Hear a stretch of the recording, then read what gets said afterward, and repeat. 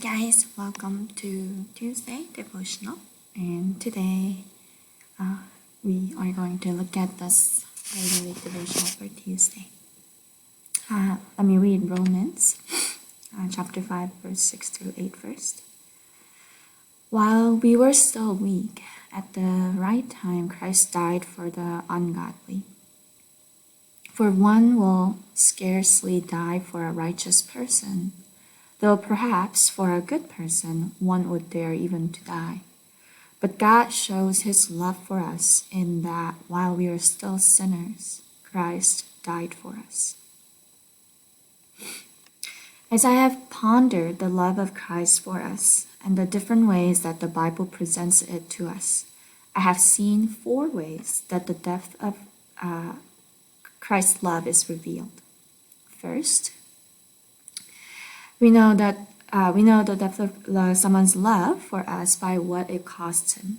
If he sacrifices his life for us, it assures us of deeper love than if he only sacrifices a few bruises. So we'll see the depth of Christ's love by the greatness of what it cost him. Second, we know the depth of someone's love for us by how little we deserve it. If we have treated him well all our life and have done all that he expects of us, then when he loves us, it will not prove as much love as it will not prove as much love as it would if he loved us when we had offended him and shunned him and disdained him. The more undeserving we are, the more amazing and deep is his love for us. So we'll see the depth of Christ's love in relation to how undeserving are the objects of his love. And that's what the verses were talking about. Third, we know the depth of someone's love for us by the greatness of the benefits we receive in being loved. If we are helped to pass on an exam, we'll feel loved in one way. If we are helped to get a job, we'll feel loved another way. If we are helped to escape from an oppressive captivity and given freedom, and for the rest of our life, we'll feel loved another way. And if we are rescued from eternal torment and given a place in the presence of God with fullness of joy and pleasures forevermore, we will know a depth of love that surpasses all others. So we'll see the depth of Christ's love by the greatness of the benefits we receive in being loved by him.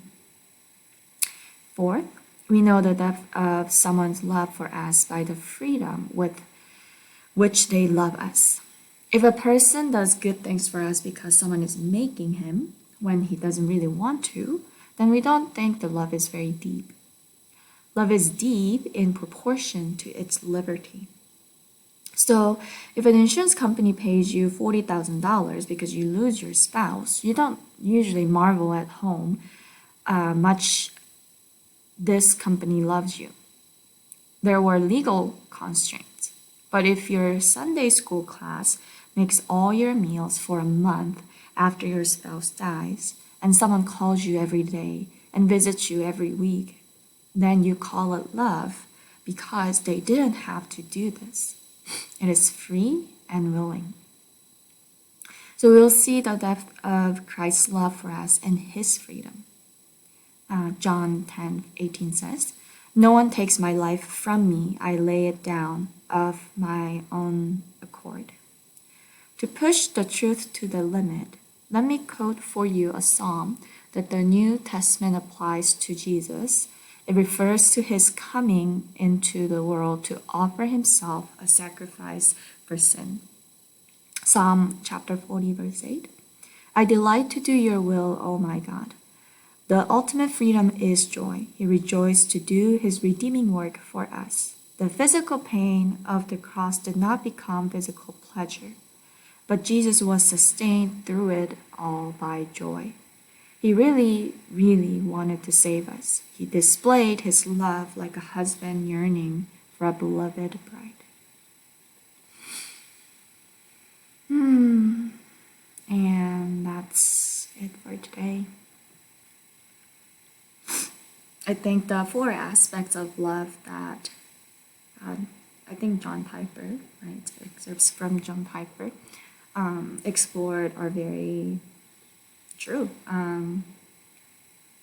And yeah, I think it is quite overwhelming when you think about the love that you receive from your Heavenly Father and also your Savior, because it's just unimaginable.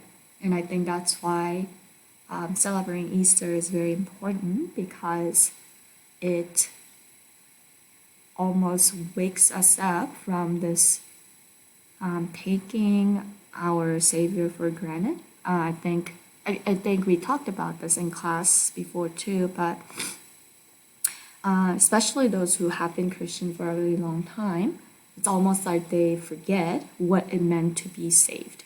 Of course, like there are other things that they're doing well, like they continue to nurture the relationship they have with the Lord, and trying to get close to Him and things like that. But I think if you can really understand what it meant to have been saved, I think you'll be always amazed and be in awe and enjoy, because who would do that for us? Like, no one, even not even your family, can easily do this. And I think that's why this love is always, I think that's why this whole act of Jesus teaching and making disciples and dying on the cross and being resurrected again. And I think the reason we see that as all like a manifest of love is because it is God loving us freely, so deeply, and we don't deserve it. And I think for me, it's very easy to be stuck on the part that I don't deserve this and I reject. I think some seasons it's worse than others, and I think it's something to do with your self-image and your identity. And if you think about it, like, because we are all children of someone, right? We have our parents. We don't deserve anything our parents do for us.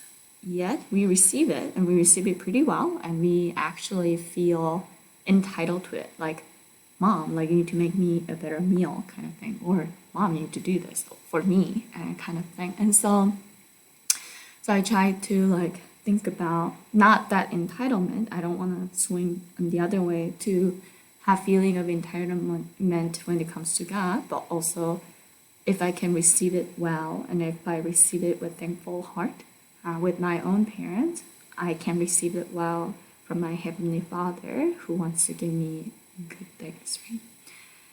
So I hope this gives you something to reflect about and meditate on today.